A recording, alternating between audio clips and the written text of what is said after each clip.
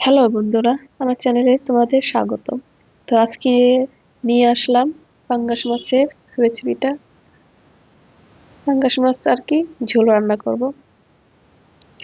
তো দেখো, মাছটা আমি ভালোভাবে ধুয়ে টুয়ে নিয়েছি। এখন এখানে হলুদের গুঁড়ো, ধনিয়ার গুঁড়ো আর মরিচের গুঁড়ো, লবণ দিয়ে ভালোভাবে মাখিয়ে নিব। আর একটু লেবুর রসও দেওয়া যায়। তারপর এই যে কড়াইটা তেল এসে গেছে, একটু লবণ ছিটিয়ে দিলাম। তো মাছটা আর লেগে যাবে না তাহলে। তো মাছগুলো একটু ভেজে নেব, যেহেতু আমি মাছটা একটু ভেজেই খাই। আর তোমরা যদি না ভাজতে চাও, এমনিতেও দিতে পারো ঝোলে ছেড়ে, তোমাদের ইচ্ছা।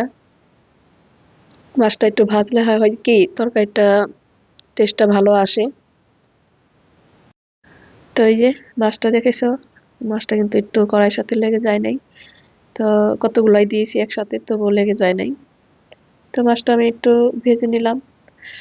আর এই মাছ ভাজার তেলের মধ্যেই আমি জিরা তেজপাতা দেব। তারপর আলু আর আজকে পেঁপে দিয়েছি। তো এগুলো দিয়ে রান্না করব। একটু কপি ছিল অল্প। তো মাছটা ভাজা শেষ। তো মাছ ভাজা তেলের মধ্যে রান্না করলে রান্নাটা একটু ভালো হয় বেশি। আহ মাছে ভাজা তেলটা দিলে আর কি হয় কি টেস্টটা ভালো আসে, গ্রানটা আসে, একটা অন্যরকম গ্রান আসে। তো এখন এই মাছ ভাজার তেলের মধ্যে আমি ভালোভাবে আলু পেঁপেটা একটু ভেজে নেব। আর একটু লবণ দেবো সেদ্ধ হওয়ার জন্য, আর একটু জলও দেব যাতে ভালোভাবে সেদ্ধ হয় একটু। তারপর আমি মশলাগুলো দেবো, গুঁড়া মশলা।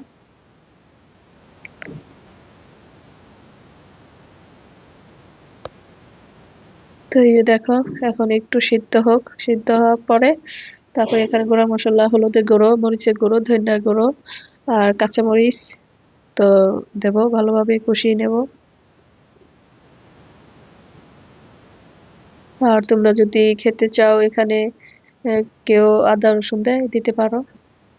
তো মাছের মধ্যে আমরা আদা রসুন একটু কমই খাই, ভালো লাগে না বেশি। তো এখন ভালোভাবে কষিয়ে নেব। এই রান্নাটা হচ্ছে কষানোটাই মেন। তো ভালোভাবে কষাইলেই দেখা যায় যে রান্নার টেস্টটা ভালো আসে। তো অল্প একটু কপি ছিল, ভাবলাম একটু দিয়ে দেই, এর জন্য ভেজে রাখি নাই।